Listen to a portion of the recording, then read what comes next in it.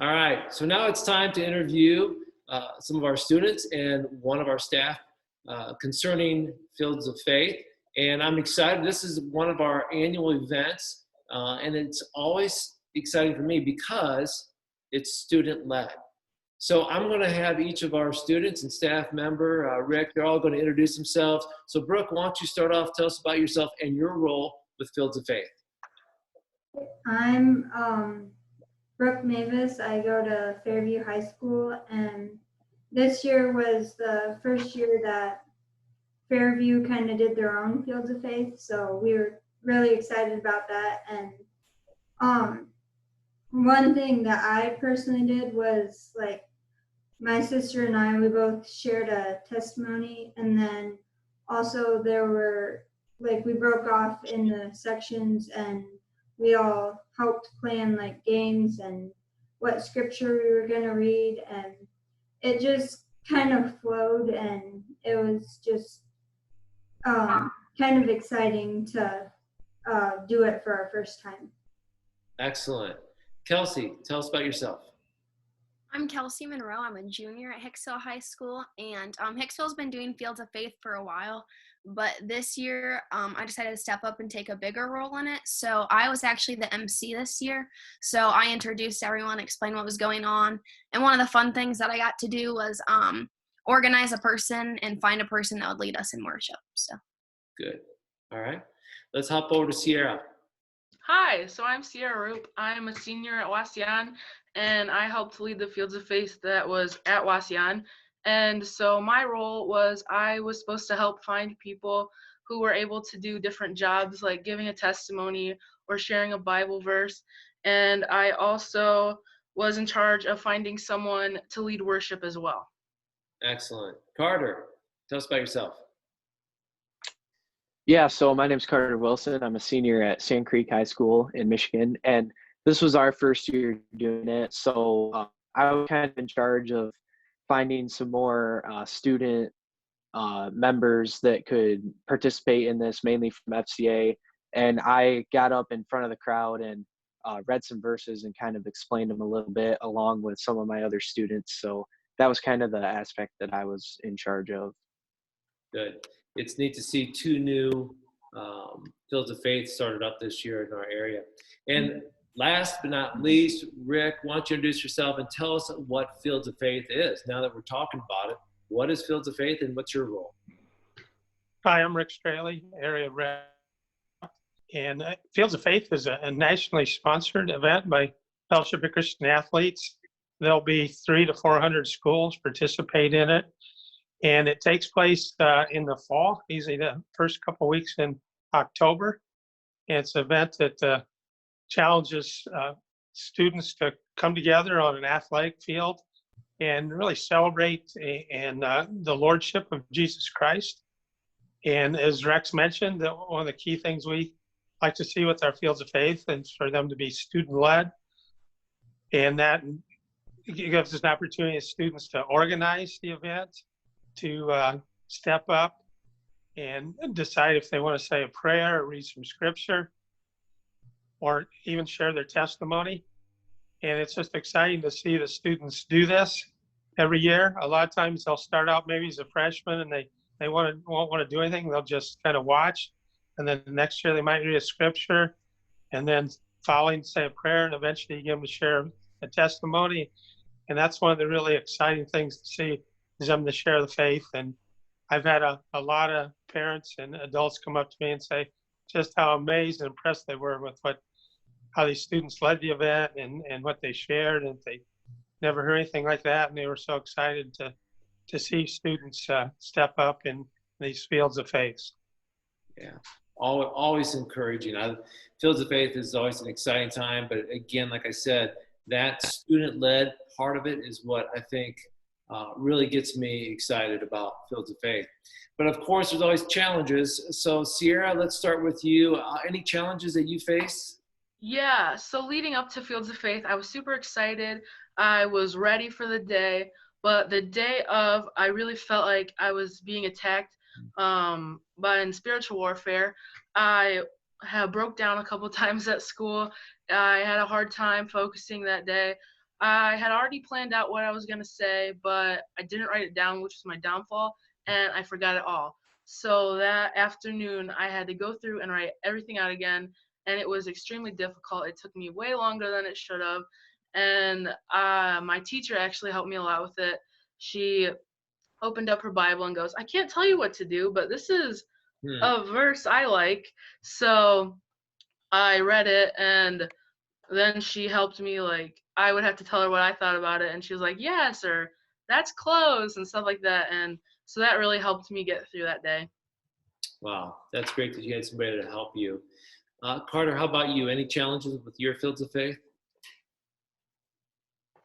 Yeah, so I mean, kind of coming from a smaller school, it's obviously a little bit harder to spread the word with a lot of us not having technology. A lot of the times living out in the country, it's kind of hard to spread the word about the events. So that's just kind of a given struggle. But actually, the day we were doing it, it was obviously planned to do on the football field, but it ended up raining that day. So we had to move it inside last minute, and that was kind of hard to move 100 some people inside at the last minute and kind of change the location. So, I mean, we got through it, but that was a little bit of a challenge. Yeah. Sometimes things are just out of your control, and that's one of them, but I love how you guys adapted. Brooke, tell us, any challenges with you? Basically, since it was our huddle's first year doing it, that was obviously a challenge. But also, like, for me, writing my testimony, I guess, is kind of, for me, it was kind of like, I would think of something at 1 minute and then I'd go right away the next, but eventually, like, it came to me, and I think we all kind of had those little moments, but it actually turned out really well. Good. Kelsey, how many years have you been doing Fields of Faith? I think this is my second actually being in it. So Okay. Any challenges for you? for this year, I said advertising and getting people to want to come was challenging, but that mainly is people outside of our FCA huddle. So this year, I don't know how successful we were, but that's one of the things I'm thinking to make less challenging is to really advertise and get people to want to come. So Yeah. It's like you've got something that's pretty awesome, and it's like, how do you get people to buy into that or to come and join? You already know how good it's going to be. Yeah. It's so hard because there's so many choices. But what made it worth it, Kelsey? I mean, when you think after the night is done, what made it worth it? What was exciting about it?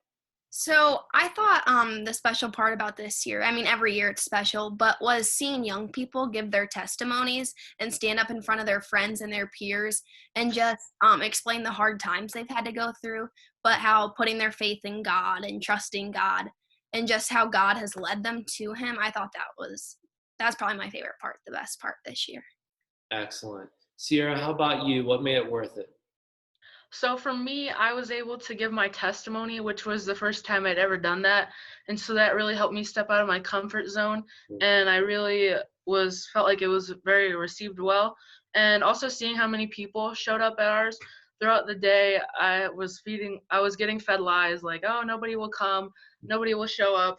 But a lot of people did come, and it seemed like a lot of people were encouraged and had strengthening in their faith. Absolutely. Carter, what made it worth it?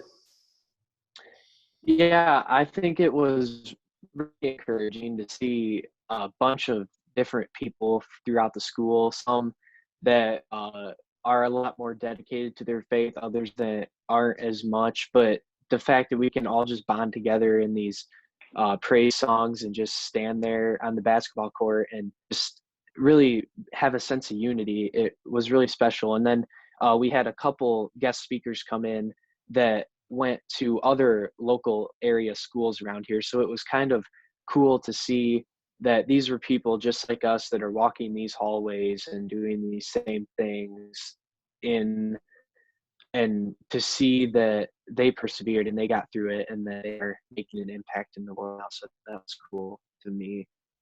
Yeah.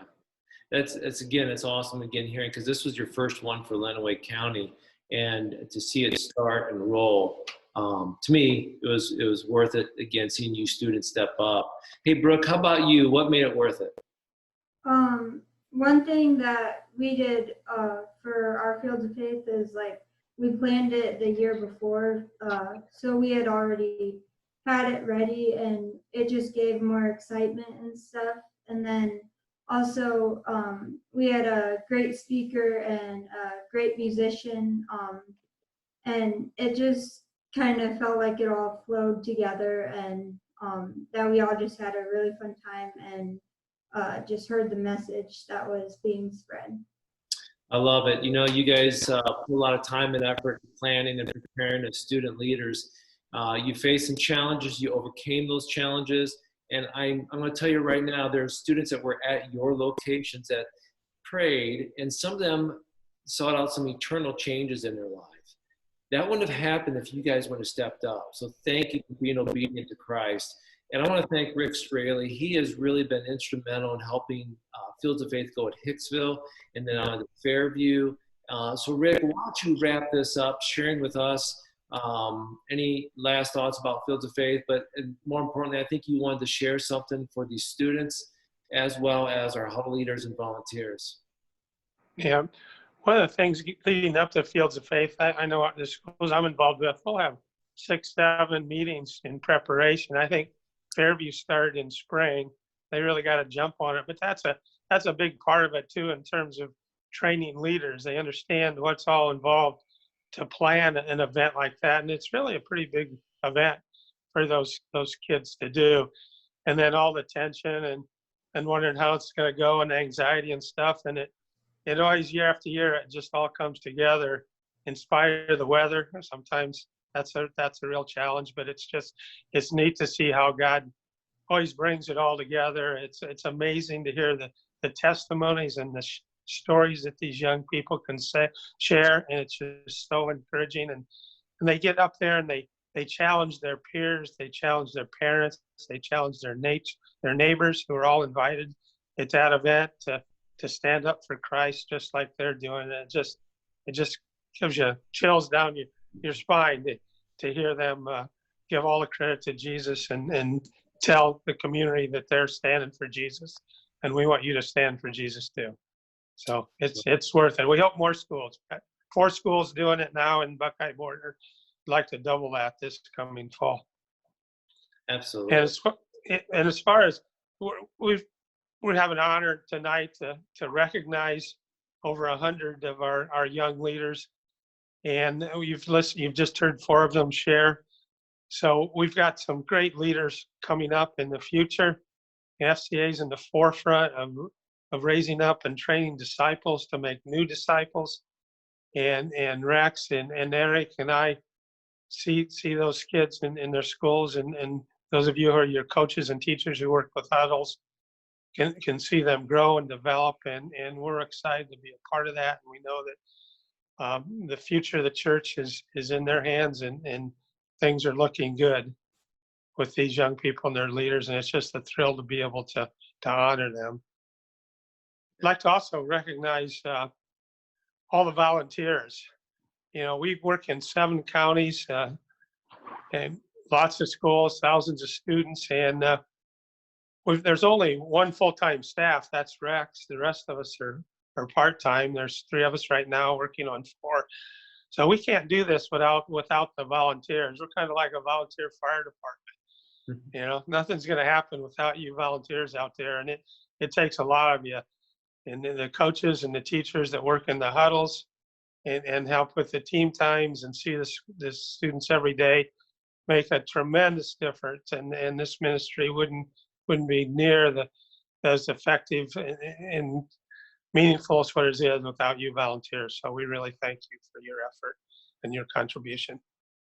Well said, Rick. Thank you so much. I appreciate those words to our student leaders and to our volunteers and our huddle leaders. They are definitely the hands and feet of Jesus Christ, walking in obedience. And I'm talking about all of them, the students and the adult leaders. So Brooke and Kelsey and Sierra and Carter, thank you so much for being a part of this tonight. And we're going to sign off. And thank you again. God bless you guys. Keep living out. Keep shining your light for Jesus Christ.